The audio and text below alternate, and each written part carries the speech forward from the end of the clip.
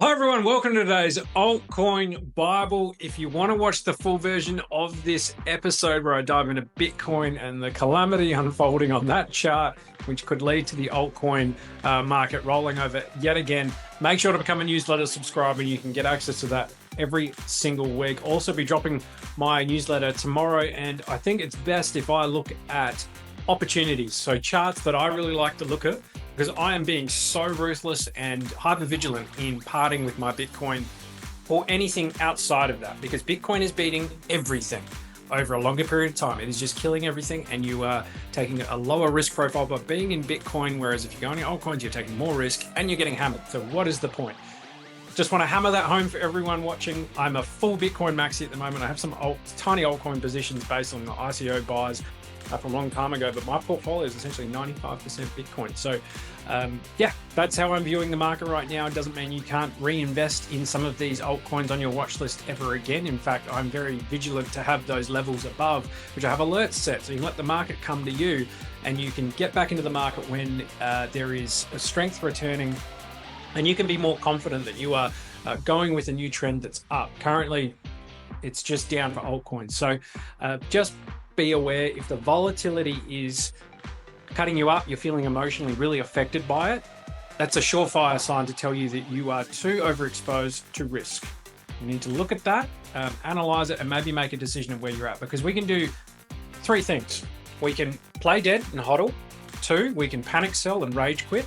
Or three, we can pivot our strategy. And it's so important to recognize that. If you want to be in this space and outperform US dollars, you want to go in and outperform, or I guess you want to make more money than when you went in with, that's number one. You want to outperform USD, you want to outperform stocks, commodities, real estate, other safer assets that you could have gone into before coming into this space. And three, you may want to make more Bitcoin. Or it's, I guess, a mixture of the four. It's up to you. If you're not doing any of those, then we have to step back and go, what I'm doing isn't working. I have to change my approach. So if that resonates, good. If not, that's fine. You make your own decision here, but it's just what I'm seeing. It's what we're advising with our mastermind clients. So let me get into the charts real quick, and we'll just have a quick gander. Far and away, the best chart in crypto right now is Litecoin. This is the USD chart, and it's like nothing has happened. It's like there's no volatility in the rest of the market, or Bitcoin, is trying to roll down to 92,000.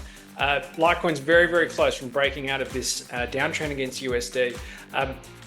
While the urge is to get into a position now, and I think you can take some risk here, it is a hard sell when you see Bitcoin, pulling down towards the bottom of the range. There's every chance here that this gets knocked on the head and we come back to a little bit further down. But ultimately, the level I want to get interested in is about 136, that flip level there, because that to me would signal a breakout.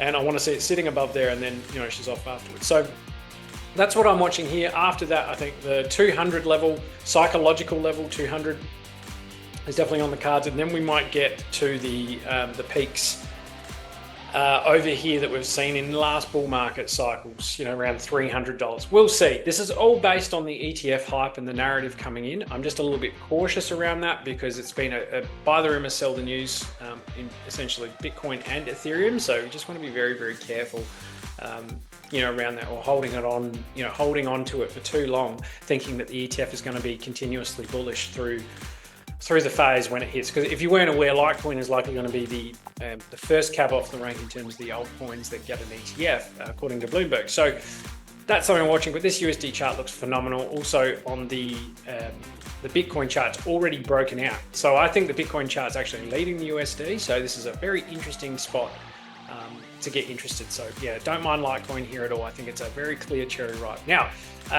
my danger zone, this might surprise a few people, is SUI here. And I'm using SUI because so many people are watching, including myself. Now, SUI has closed beneath a pretty important support level. It's also ducked back beneath the downtrend break. So I broke out of the downtrend here. It's now come back inside of it, which isn't ideal. And it's testing this sort of final support level here. This is looking pretty weak to me. There is a bullish divergence emerging on here, but I really want to see this back above 350 ASAP. Otherwise, we're coming down here to test out this 200-day moving average. And that might not be the end of it. We could pull out a Fibonacci retracement, and we could go a little. I think this is probably right. If we hit the 200, we're probably going a little bit lower to maybe $2.60, that type of region. So that's what I'm looking at here. That's my danger zone. If the market is weak, then this here just looks like a dead cat bounce into overhead resistance, and it's now sort of rolling over. So just want to be really careful there. There's some uglier charts out there as well. I mean, this looks terrible. This is H bar. It's just been a constant lower high all the way down, and it's sort of snaking that it wants to sort of crash down here. Don't know if that's the case. We could get a relief bounce sooner or later, but this is just so heavy after it had its own ETF move. So 878%. This is just, should just grind and bleed a lot lower in my view. And you can look at the fibs here, you know, 18 cents, 15 cents, 12 cents. So we'll see, unless Bitcoin has a full reversal, a lot of these charts are going to look pretty bad, and they're sort of a short as paradise at the moment. So yeah, those are the levels there. I won't do upside levels for HBAR or SUI.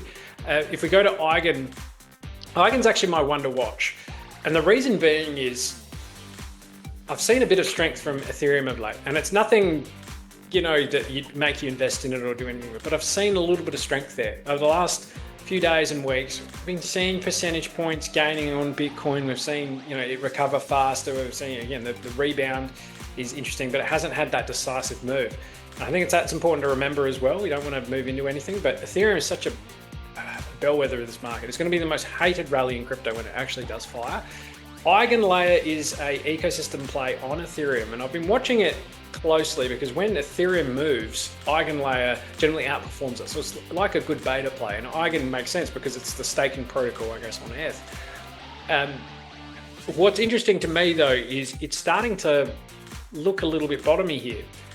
We've found a much lower level at huge volume support. We've got a really aggressive move up in the RSI while price action's trying to go lower, but it's found a bowl and it's trying to recover. I wouldn't be bullish on this until you know, we see a move maybe like that, but ultimately it's this level here where you can have the most confidence because of how crucial this support level was, which we, you know, used it here and bagged into it like a massive resistance on the backside. But if we can flip that, I'm thinking things are looking a lot rosier. And if this starts moving, then I would assume Ethereum is beginning to move as well. So I think that's an interesting thing to watch. And we've been seeing a lot of strength lately in the ETH versus Sol pair. So Solana's now getting beaten by Ethereum in the shorter term. It also beating SUI in the shorter term, although SUI's chart looks a little bit better, but I haven't checked it after today's price action.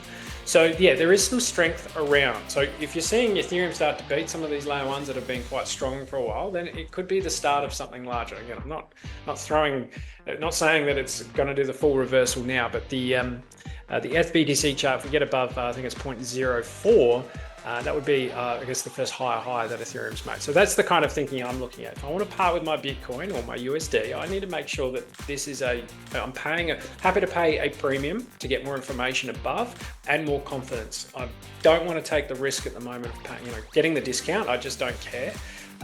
It's too dangerous catching these falling knives in this market right now. The trend is very, very clear. So guys, I hope you have enjoyed this episode. Hopefully you've enjoyed me being really sober about all this. Again, this is just the market we're in. You just have to play it as is. There's always opportunities in the market, whether you're longing, shorting, or just investing. Always opportunities. There's always planning to do. There's always positioning to do. Just at a high level though, I'd be watching the level of 92,500 for Bitcoin. If we start to see some daily closes beneath that, that's when I think we potentially go down to lower 80,000s and a larger move, which hopefully is the resolution of this phase. So guys, hope you have a wonderful day, and we'll catch you again next time. Bye bye.